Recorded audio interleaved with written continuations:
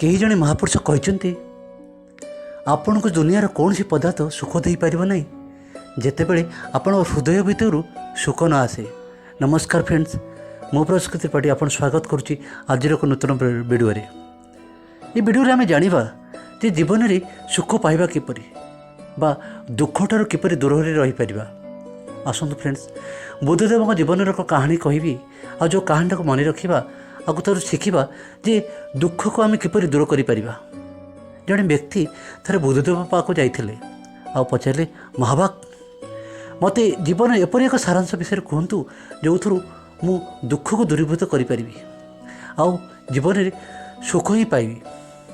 बुद्धदेव कहले, अच्छा तुम पुओ अच्छे? हाँ आज्ञा, मु विवाह करी, मोर पुओ भी अच्छी। अच्छा तुम भाईर पुओ अच्छी? हाँ आज्ञा, मो भाईर गोटे पुओ अच्छी। आ बुद्धदेव कहले तुम पड़ोशी जो पाखे तुम रोच से पड़ोशी कार पुओ अच्छी? लोकटी कहला, हाँ आज्ञा, मो पड़ोशी जो भी पाखे रोचंती तांकर भी पुओ अच्छी। आ बुद्धदेव कहले, जो गाँव में तुम रोच से गाँव में जहाँ को तुम जान सी तुमको जानी कि पुओ अच्छी?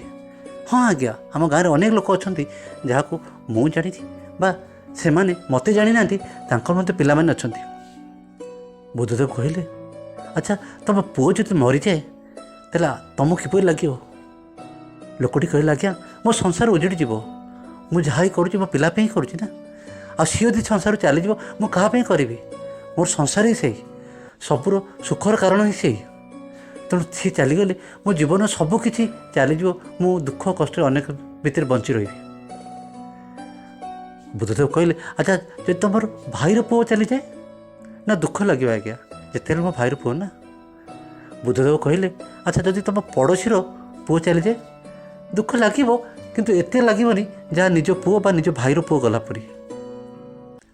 आ बुद्धदेव पचारे, जो लोक तुम जान चिन्हन बा जो लोक तुमको चिन्हनी तार पुओ जो चली जाए बा मरी जाए? लोकटी कहला, आज्ञा हाँ एमती संसार अनेक लोक आसुँच जाऊँच से मोर पा जायस कौन, मत कहीं दुख लगे? बुद्धदेव कहले, अच्छा समुद्र कूल जदि तुम पिलाटी खेलुथ आ घरटी कर समय समुद्र पानी रे जदि से घरटी भांगी जाए तो से पिलाटी रिएक्शन कौन कर ना? सर मो पिलाटी निश्चित भाव कांद कारण ता घरटा भांगीगला ना। आ तमें ना ये तो टेम्पोरारी जिनस, ये छोट पिला खेल घर निश्चित भाव भांगार था भांगीगला से मु कहीं कांदी कहीं मु दुख हेबी। बुद्धदेव कहले, ये दुनिया रे सबकुछ टेम्पोरारी, कौन सी जिनस चिरस्थायी नुहे। पिलाटी कांदिला कारण से आटाचमेंट थी से घर सहित, जो घरटी भांगीगला से आटाचमेंट कारण से कांदिला आउ से टेम्पोरारी कथा जान ना। तुमर पुओ जो मरीगला बा मरी बोली मुझे कहली, तुम कहल जे मो संसार उजुड़ी जीव आ मु अनेक दुख भोग करी कारण तुम पिला सहित तुम आटाचमेंट थिला। ये दुनिया रे कौन सी जिनस चिरस्थायी नुह, समस्त टेम्पोरारी। छोटिया कहानी, ये कहानी आम जानिले जे दुनिया रे प्रत्येक जिनस टेम्पोरारी। आज ये जिनस अच्छी काली नथिबो, हुए तो आम आज अच्छु काली नथिबा बा 5 वर्ष बा 10 वर्ष पर आम नथिबा। तेणु फ्रेंड्स, ये छोटिया कहानी आम शिखुचे जे जेहेतु सब जिनस टेम्पोरारी।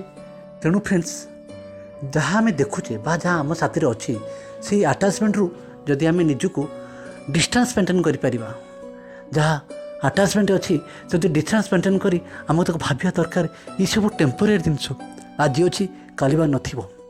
ताले आम जीवन में अनेक दुखरू आम निजको रक्षा पाई परिबा। छोटिया कहानी जदि निज भितर ये भावना रखा दरकार, ये संसार निमित्त मात्र जेते दिन भी अच्छी सेते दिन खुशी बंचबी। मनुष्यर जीवनर बंचिबा बा मनुष्य बंचिबार माने ही आनंद।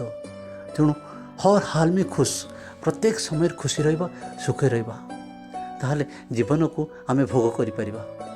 ये कहानी यदि आपको भल लगे निश्चित ये वीडियो को सब्सक्राइब करेंगे। धन्यवाद।